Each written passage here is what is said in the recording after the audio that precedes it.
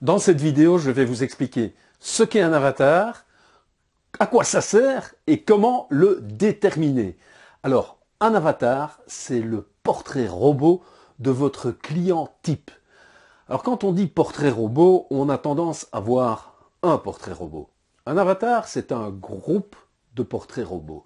C'est un groupe de personnes qui vont répondre parfaitement à vos clients, à des personnes qui sont susceptibles d'acheter vos produits, à des personnes à qui vous pouvez partager un maximum de vos connaissances.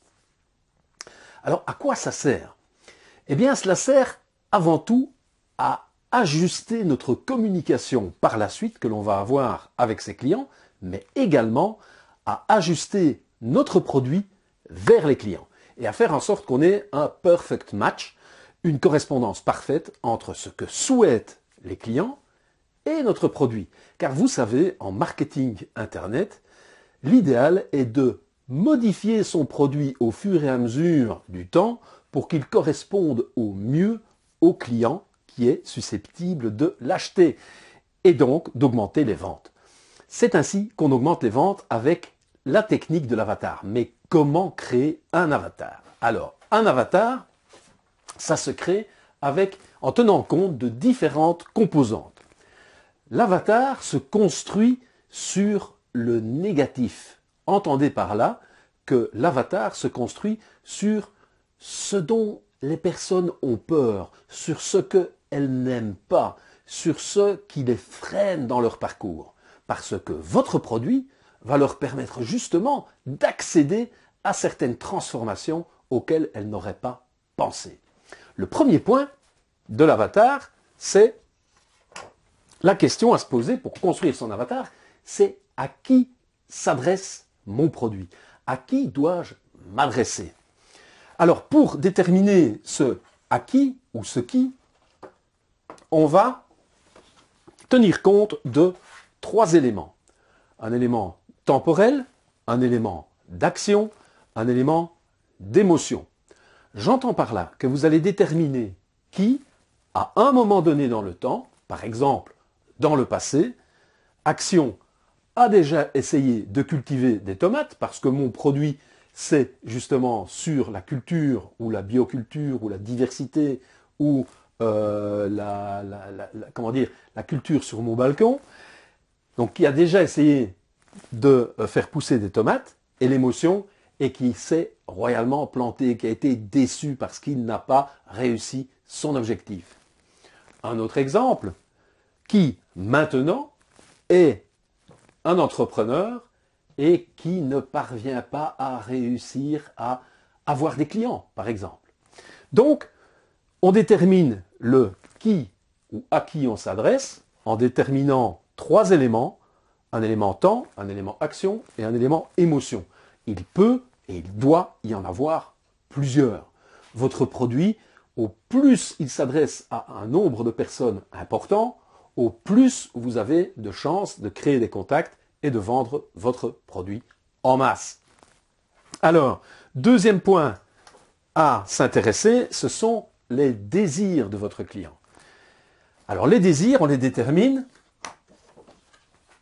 en regardant les résultats que vos clients pourraient souhaiter avec vos produits et les transformations.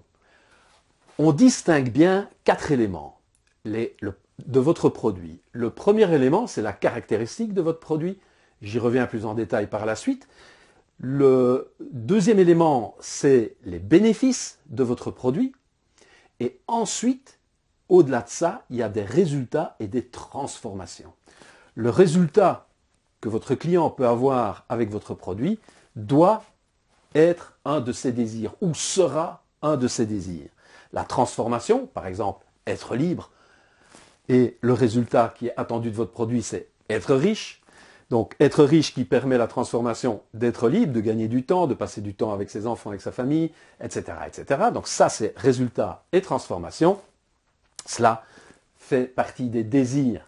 Il faut pouvoir lister ces désirs. Et lister ces désirs en tenant compte donc des résultats qu'il attend, des transformations qu'il attend grâce à votre ou à vos produits. Le troisième élément dont il faut tenir compte, c'est la baguette magique. Chaque client, quand il achète un produit, aimerait avoir une baguette magique. Une baguette magique qui lui donne une solution immédiate, instantanée, dans le moment. Ah, par exemple en coaching, ah, si j'avais un nom et si j'étais renommé dans le coaching. Donc voilà une baguette magique que la personne aimerait avoir. Ceci nous intéresse pour la communication qu'on va avoir avec la personne, mais aussi dans notre produit et les promesses que notre produit va délivrer sur notre page de vente. Quatrième élément, les peurs. Quelles sont les peurs de votre prospect, de votre avatar? Et ces peurs sont de deux sortes. Il y a les peurs internes et il y a les peurs externes. Il y a des peurs qu'il a au fond de lui-même. Mais je ne suis pas capable d'atteindre ces résultats. Et il y a des craintes externes. Oui, mais si on essayait de m'avoir encore une fois. Ce sont deux exemples. Listez-les. Listez les peurs de votre prospect au regard de votre niche, de votre produit spécifique appartenant à cette niche. C'est sûr. Élément suivant dont il faut tenir compte, donc on a qui? On a les désirs, la baguette magique, les peurs. On a les besoins. Alors, chose importante, très importante, on ne vend pas aux personnes des besoins. On vend la réalisation de leurs désirs. Mais nous, en tant que marketeurs, on va faire en sorte que leurs besoins soient malgré tout satisfaits. Pourquoi? Parce que c'est dans la réalisation des besoins qu'il y aura le résultat de votre produit. Et les besoins, on les détermine également d'une façon interne ou d'une façon externe par rapport à la personne. La personne peut avoir un besoin interne. Un des besoins internes, c'est d'être rassurée.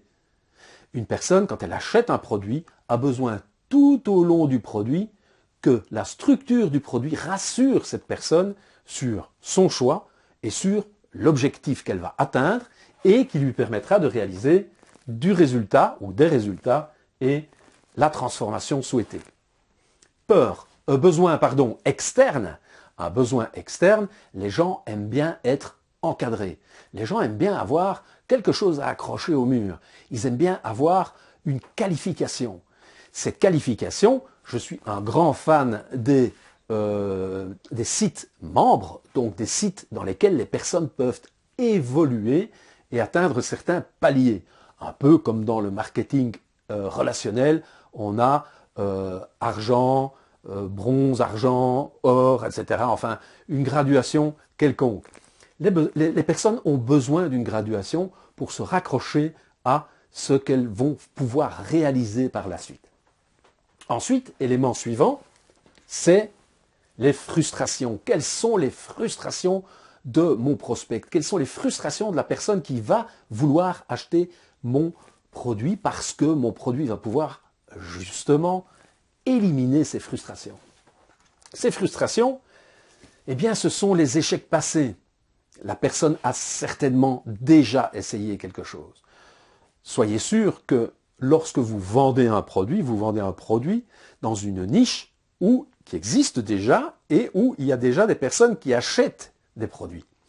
Et fatalement, vous allez avoir en face de vous des personnes qui ont des échecs passés, qui ont des difficultés actuelles, des difficultés familiales, des difficultés professionnelles, de communication avec leur patron, le fait de faire 8-18, la fameuse rat race, comme certains disent.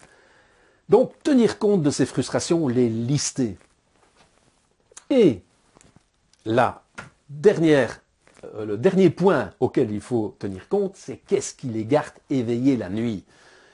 Qu'est-ce qui les fait en sorte que la nuit, ils regardent le plafond et se disent « Ah, j'ai un problème à payer mes dettes, j'en ai marre de la vie que je vis, j'aimerais bien changer de vie. » Qu'est-ce qui les tient éveillés la nuit?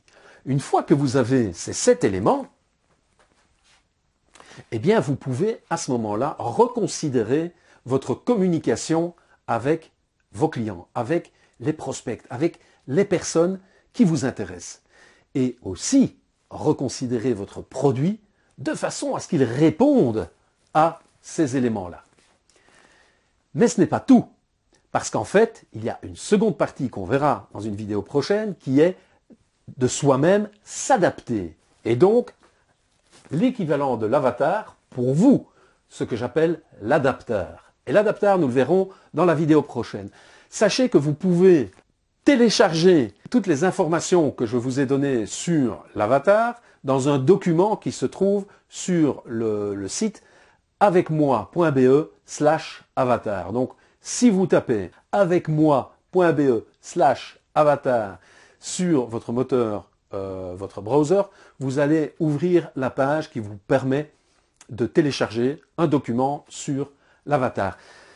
Cette vidéo fait partie d'une formation complète gratuite en ligne sur YouTube.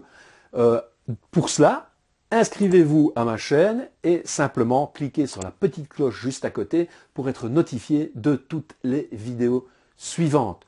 Je vous souhaite une excellente journée. À très bientôt pour la vidéo suivante sur l'adaptar. Au revoir.